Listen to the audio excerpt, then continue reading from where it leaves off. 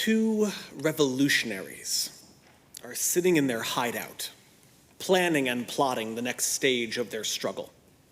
As always, they turn to their favorite subject matter, the failures of the current regime. The people are starving. The government has no concern for the common man, says the leader, and his compatriot nods emphatically. It's true. And they're liars. Our nation is fighting a war based on lies, he continues. And his companion raises a glass in approval. And they are corrupt, enriching themselves on the backs of the workers, he shouts. And his friend rises to his feet roaring. And worst of all, the man concludes, we weren't invited. Oy. I heard that joke for the first time in Belarus at a Seder, actually, sponsored by the WZO, the World Zionist Organization, almost a decade ago. And the translator was reluctant to share that particular gem of a joke at first, but they came around because it really is a timeless sort of universal thing. Failure in leadership is not limited to any one nation or hemisphere or religion, or even, as we'll see in Torah, one millennia. Challenges of leadership are a major theme that runs throughout these final few chapters inside the book of Numbers, starting with Shlach Lecha several weeks ago, continuing on into Korach, Balak, and now into Pinchas. And yes, you would be forgiven if you took this long list of parshiot and kind of melded them into one long run together. The beats are indeed often the same. An opponent arises, the people complain, God gets involved, Moses intervenes, the status quo is restored. But we will break them down tonight because the details and the delineation of these leadership challenges actually echo today in our Jewish community, thousands of years later, which of course is part of the magic of Torah. It is always what we need exactly when we need it. The first major challenge to Moses' leadership in this unit is going to be Korach, the demagogue, the insider, the alternative perspective. Weeks ago, we read about Korach's challenge to Moses and Aaron's continued leadership. Why should you be our leader?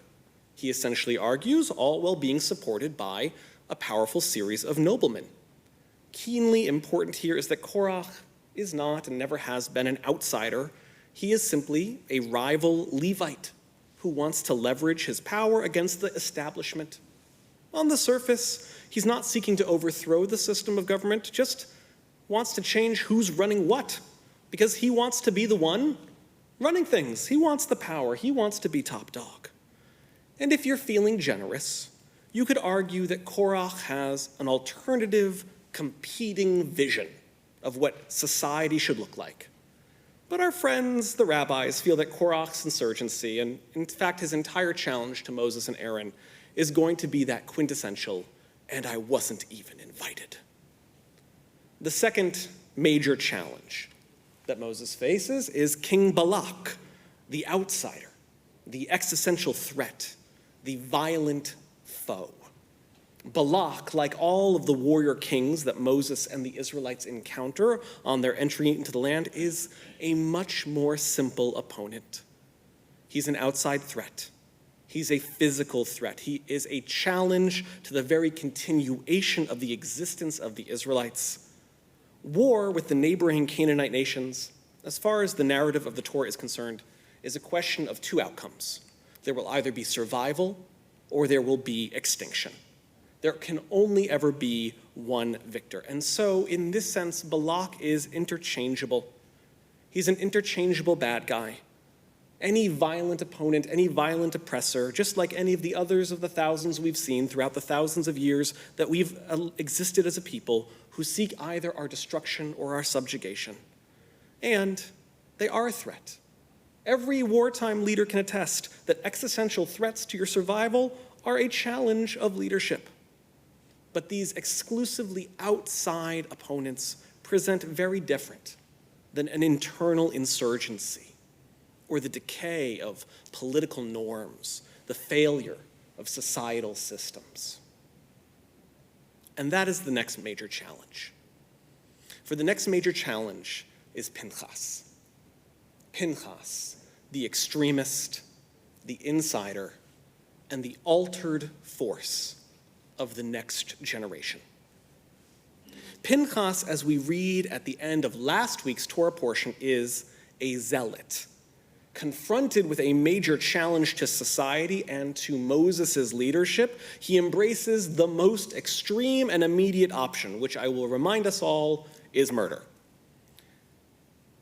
And perhaps most concerning to us as modern readers, although it's also, by the way, very upsetting to the rabbis and the commentators and the Hasidic teachers as well, he's rewarded by God for his choice, and there seems to be no consequence for his actions.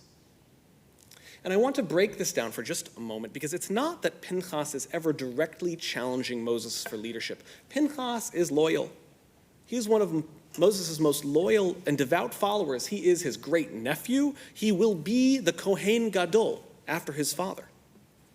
Rather, Pinchas' challenge is that he elevates and escalates a value, a singular value, which in this case is obedience to God, to such a high level that every other piece of society, every other societal norm completely falls away. Do not kill, not important. The need for a trial when dealing with criminals, not important. The importance of keeping a sacred space free of death and blood and violence, not important. All can, were, and are discarded in favor of that one singular value, listening to God. And Pinchas' extremism does not originate from an alternative tradition. It does not come out of a parallel teaching. No, his extremism is born from the person who has been teaching it to him the entire time, Moses. Moses has been teaching him to do this. Listen to God, says Moses. Revere God, says Moses. Obey God, says Moses. And Pinchas has just been listening. So why are we and our Jewish sages and the Torah itself seemingly so upset with Pinchas when he listens? I believe it's because Pinchas' extremism and that challenge that it brings to Moses' leadership is because it is a natural evolution of Moses and his teaching of where we should be going, and then it goes one step too far. It's unclear how to dial it back without losing either the value that is aligned with it, listen to God, honor God, revere God, but how far? And perhaps, more importantly, the bigger question, how do you dial it back without splitting the congregation, without losing the community, without fracturing your people? How do you keep people part of your community when they have become aligned with an extreme perspective which has shifted beyond our cultural norms? And how do you let it stop it? How do you stop it from letting, rather, it shift those same cultural norms? For those of you who have been paying attention to the news in Israel, you know that this is the major challenge at the moment facing the Jewish state. The Otzma Yehudit party, which is rooted in Kahanism, these are our zealots. Their ideology is an extremist version of the values that many of us in this room share: a safe home for the Jewish people, a right for the Jews to live in our ancient homeland, Jewish sovereignty, Jewish power, Jewish authority. But they have been taken to their most extremist level. Armed safety over civil rights, armed safety over coexistence. Jewish domination, not Jewish democracy. A Judaism that must appear a certain way and invalidates all other identities. And while this extremism has existed for years, it has all become mainstream due to its inclusion in the most recent coalition. And as he was warned, Netanyahu is now struggling to control this element of his government. and the population that it has empowered. And we've seen it repeatedly in the last few weeks as there have been outbreaks of Jewish settler extremist violence, attacking and vandalizing and terrorizing Palestinian civilians. And there are voices in the government saying that should be okay. That should be allowed. How can he dial that back? How can society dial that back and put the stopper back on without losing the people that are already aligned, without losing those values? But these shifting norms, these shifting community norms towards extremes, I don't only want to cast aspersions at right-wing, far right-wing, extremist right-wing politicians in Israel. We are also seeing it present itself in a non-violent way in the left wing of North American Judaism, inside of our own reform movement. Just a few weeks ago, Rabbi Splansky attended a keynote conference, in part organized by our own past president, Mark S. Anshan, addressing the ongoing need to recharge what Reform Judaism stands for.